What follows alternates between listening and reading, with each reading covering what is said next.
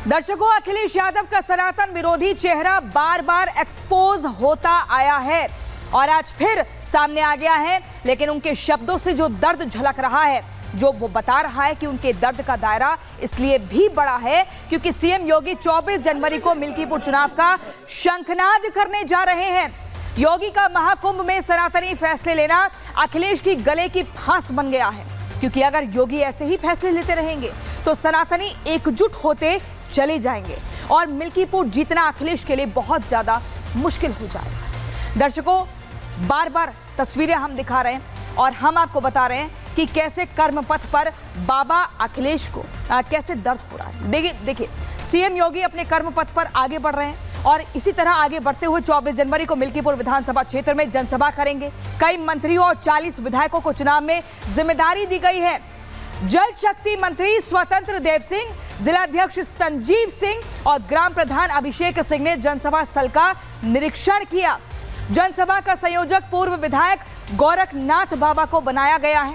एक दिन पहले ही ये तय किया गया था कि बीजेपी के 40 विधायक डोर टू डोर जनसंपर्क करेंगे, यानी कि हर घर पहुंचेंगे और बताएंगे बीजेपी ने क्या कुछ काम किया है। जनसभा में सहभागिता के लिए बूथ और शक्ति केंद्रों पर बैठकें की जा रही हैं और इसी तरीके से काम हो रहा है। कैसे, एक रिपोर्ट के जरिए दिखाते हैं।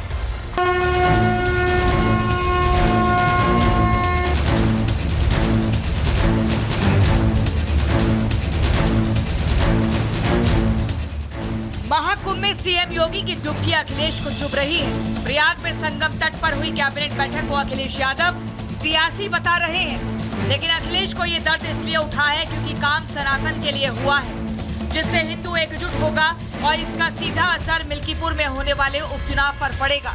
शायद इसलिए अखिलेश सवाल उठा रहे हैं। सीएम योगी 48 घंटे बाद अयोध्या के मिल्कीपुर सीट पर चुनावी शंखनाद करेंगे और इसके लिए 7 मंत्रियों के साथ ही 40 विधायकों को मैदान में प्रचार के लिए उतारा है, जिससे अखिलेश को डर है कि कहीं हार न जाए, तो उन्होंने अपना पुराना वाला डर बता दिया। मिल्कीपुर हम सब लोग मिलकर के जीत के दिखाएंगे। मिल्कीपुर का इकलौता चुनाव है। भारतीय जनता पार्टी ने अपनी पुलिस आगे कर दी है, एसओ सीओ को निर्देश दे दिए हैं, डीएम एसपी पूरा इशारे पे लखनऊ के चल रहे हैं। यही कह रही है जनता कि निष्पक्ष चुनाव होगा तो ऐतिहासिक जीत समाजवादी पार्टी की होने जा रही है। जीत जाएंगे चुनाव, एक तरफा जीतेंगे। वहाँ की जनता जनार्दन का आशीर्वाद है और कार्यकर्ताओं की परिश्रम की पराकाष्ठा है और मोदी योगी की लोकप्रियता है, जिसके आधार पर हम चुनाव एक तरफा जीतेंगे। महाकुंभ के बीच योगी आदित्यनाथ मिल्कीपुर जाने वाले हैं, जिससे पूरी समाजवादी पार्टी की दिलों की धड़कनें बढ़ गई हैं। डर इसलिए भी क्योंकि हाल ही में हुए उपचुनाव में सबसे बड़ा झटका करहल में लगा था, जब सपा का किला ढह गया था। हालांकि जीत का दम भरने में कोई कोताही नहीं है। उम्मीद है कि मिल्कीपुर से समाजवादी पार्टी जिस भी तरह का ये लोग साजिशें कर रहे हैं, उसको सब साजिशों को खत्म करते हुए या उनको लांघते हुए मिल्कीपुर उपचुनाव जीतने जा रही है। मिल्कीपुर तो भारतीय जनता पार्टी प्रचंड बहुमत के साथ एक तरफा जीतने जा रही है। और समाजवादी पार्टी पूरी तरह से फ्लॉप साबित होगी इस उपचुनाव। 2025 में गंगा स्नान कर योगी कैबिनेट ने आशीर्वाद मिल्कीपुर जीत के साथ ही 2027 में होने वाले विधानसभा चुनाव के लिए भी मांगा है। Bureau report, Republic Bharat. दर्शकों, आप भी तारीख नोट कर लीजिए। 24 जनवरी की वो तारीख होगी जब योगी आदित्यनाथ मिल्कीपुर पहुंचेंगे और ऐसे में ये जानना समझना जरूरी है कि मिल्कीपुर की जनता का क्या कुछ चुनावी मिजाज है। किसे वो अपना मान रही है, किसे वो मान रही है कि उनके साथ धोखा हो सकता है। जरा सुनिए। माहौल इस समय बहुत तेज है। भाजपा का चारों तरफ बोलबाला है। इस बात परिवारवाद नहीं चलेगा। उनके शिलान्यास गिराए गए पिछले कार्यकाल में, जो जितने पत्थर लगाए थे उन्होंने, और वही दोबारा आ रहे हैं, वही फिर दोहराएंगे। बीजेपी का ऐसा माहौल है इस समय चल रहा है कि भगवान की कृपा होगी तो बीजेपी जीत कर रहना है, जीतेगी। यहाँ पर जाति का कोई विषय नहीं है, विषय विकास का है। अयोध्यावासी विकास देख रहे हैं। अयोध्या के राजा राम है, झूठा है, झूठे कहे जाते हैं वो। दर्शकों, योगी आदित्यनाथ बीजेपी का वो इक्का है जिन्हें जहां उतार दिया जाए वहां पर 100% स्ट्राइक रेट के साथ ही वो लौटते हैं। एक तरफ महाकुंभ की तैयारियां और योगी के दनादन एक्शन को देखते हुए अखिलेश मिल्कीपुर चुनाव को लेकर टेंशन में आ गए हैं, तो वहीं दूसरी तरफ दिल्ली की सर्दी में योगी की रैलियों ने सियासी पारे को गर्म कर दिया है। योगी कल दिल्ली आने वाले हैं। किराड़ी विधानसभा क्षेत्र से वो दिल्ली चुनाव में अपनी जनसभा का आगाज करेंगे। योगी का बटेंगे तो कटेंगे नारा महाराष्ट्र और हरियाणा विधानसभा चुनाव में सुपरहिट रहा था दर्शकों, ये आपको पता है। इसलिए योगी से विरोधी अब घबरा रहे हैं। इधर प्रधानमंत्री नरेंद्र मोदी दिल्ली चुनाव को लेकर पहले से मैदान में है। दिल्ली में कड़ाके की ठंड पड़ रही है। सूरज छिपते ही लोग अपने घरों में कैद होना पसंद कर रहे हैं। कंबल रजाइयों में गर्म खाने, मूंगफली, गज्जक का लुत्फ उठा रहे हैं। लेकिन इसी ठंड में दर्शकों, इसी कड़ाके की सर्दी में प्रधानमंत्री नरेंद्र मोदी ने बीजेपी कार्यकर्ताओं से सीधे तौर पर यह कह दिया है कि ठंड से बाहर निकलो। आखिर ये शब्द उन्होंने कार्यकर्ताओं से क्यों कहे हैं, पूरा एक्सरे हमने किया है, मैं आपको बताऊंगी। लेकिन उससे पहले सुनिए कि पीएम मोदी ने क्या कुछ कहा। दिल्ली के लोगों को ज्यादा से ज्यादा संख्या में पोलिंग बूथ तक पहुंचाना है। ठंड कितनी ही क्यों न हो, हमें सुबह से ही मतदान की तीव्रता बढ़ाना है। हमें याद रखना है कि सबसे बड़ा लक्ष्य यहां भाजपा सरकार बनाने का है। दिल्ली को आपदा ने, जो आप पार्टी ने आपदा से, मुसीबतों से, संकट में डाला हुआ है, आपदा से मुक्त कराना है। तो दिल्ली के विधानसभा चुनाव को लेकर क्या कुछ सियासी माहौल है, ये आपने देख लिया है। बीजेपी की तरफ से प्रधानमंत्री नरेंद्र मोदी और योगी आदित्यनाथ ने पूरी कमान संभाल ली है। ऐसे में विरोधियों के सुर कितने वो तेवर ढीले हुए हैं, आपको इस रिपोर्ट के जरिए दिखाते हैं।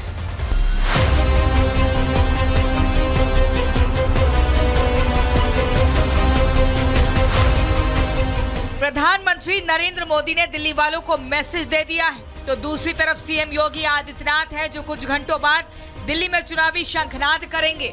मतलब आम आदमी पार्टी और कांग्रेस को घेरने का पूरा प्लान तैयार कर लिया गया है। केजरीवाल और राहुल गांधी को सबसे ज्यादा डर सीएम योगी से है, क्योंकि योगी का बटोगे तो कटोगे नारा बार बार हिट साबित हुआ है। और अब तो महाकुंभ के बीच से योगी दिल्ली आने वाले हैं, जो चिंता बढ़ा रहा है। हालांकि कहा जा रहा है कि कोई भी आए फर्क नहीं पड़ेगा। मैं नहीं समझती कोई फर्क पड़ने वाला है, और हमें पूरी उम्मीद है कि अरविंद केजरीवाल जी भारी बहुमत के साथ दिल्ली में सरकार बनाएंगे। अब 24 घंटे बिजली आती है कि नहीं आती है? बिजली जाती तो नहीं है। बीजेपी की 20 राज्यों में सरकार है, एक भी राज्य में 24 घंटे बिजली नहीं है। अगर चुनाव वाले दिन गलत बटन दब गया, जब तक घर पहुंचोगे बिजली गुल हो जाएगी। दिल्ली में हमारा समर्थन आपको है, इसका मतलब ये मत निकालिए कि हम कांग्रेस के विरोध में हैं। सब बीजेपी लगा, इंडिया गठबंधन उसी के साथ खड़ा है जो भारतीय जनता पार्टी को हरा रहा है। दिल्ली में कांग्रेस और आम आदमी पार्टी के रास्ते अलग हो चुके हैं और समाजवादी पार्टी आम आदमी पार्टी को समर्थन का ऐलान कर चुकी है। इस टूट का फायदा बीजेपी को होने का अनुमान लगाया जा रहा है और इसके लिए पीएम मोदी ने बीजेपी कार्यकर्ताओं को जीत का मंत्र भी दिया है। क्या इस चुनाव में सिर्फ विजय काफी नहीं है? हर बूथ 2 लक्ष्य तय कर सकता है। एक, मतदान के पुराने सारे रिकॉर्ड तोड़ेंगे। पिछले 10 साल में जितना मतदान हुआ है उससे ज्यादा मतदान हमारे बूथ में होगा। दूसरी बात, मामूली विजय नहीं, हर बूथ पर भाजपा को 50% से ज्यादा वोट कैसे मिले, और इसके लिए बूथ में रहने वाले सब नागरिकों का दिल जीतना है। दिल्ली में चुनावी रैलियों का दौर जारी है, लेकिन असली प्रचार सीएम योगी के आने के बाद से शुरू होगा, जब वो दिल्ली में जीत की पिच तैयार करेंगे। Bureau report, Republic Bharat.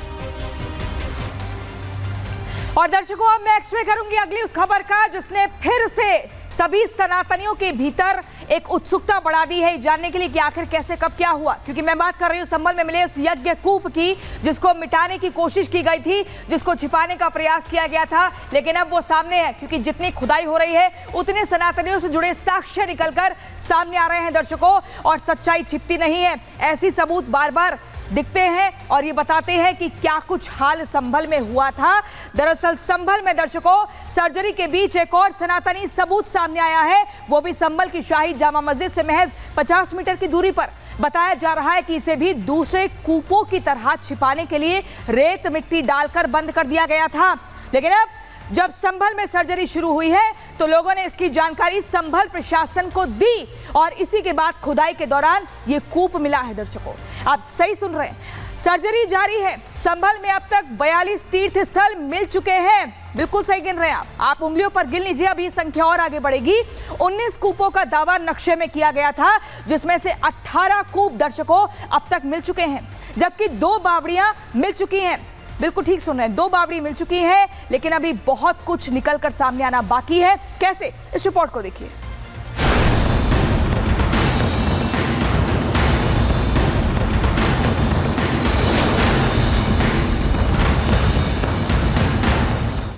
जैसे जैसे संभल खुदता जा रहा है, वैसे वैसे सनातन से जुड़े सबूत निकलते जा रहे हैं। मंदिर मिल चुके हैं, बावड़ियां मिल चुकी हैं और कूपों के मिलने का सिलसिला जारी है। अब शाही जामा मस्जिद से कुछ दूरी पर ही एक और कूप मिला है। दावा किया जा रहा है कि 19 कूपों में से एक कूप है। ये कूप प्राचीन कूपों में से है। जो 19 कूप बताए जाते हैं उनमें से एक कूप है। क्योंकि हरिहर मंदिर के निकट है तो निश्चित रूप से ये कूप हमारा बहुत ही पूजनीय स्थल रहा है और यहाँ पहले महिलाएं जब बच्चा होता था तो इसका पूजन करने आते थे। स्थानीय लोगों का दावा है कि कूप सैकड़ों साल पुराना है, लेकिन इसे अवैध रूप से बंद कर दिया था, जिसकी शिकायत प्रशासन को की। स्थानीय लोगों की शिकायत के बाद प्रशासन ने जैसे ही खुदाई करवाना शुरू किया, कूप जैसे आकार दिखने लगे। खुदाई के दौरान किसी तरह की गड़बड़ ना हो, इसके लिए आरपीएफ भी तैनात है। दर्शकों, मुझे एक छोटे से ब्रेक के लिए यहाँ रुकना होगा।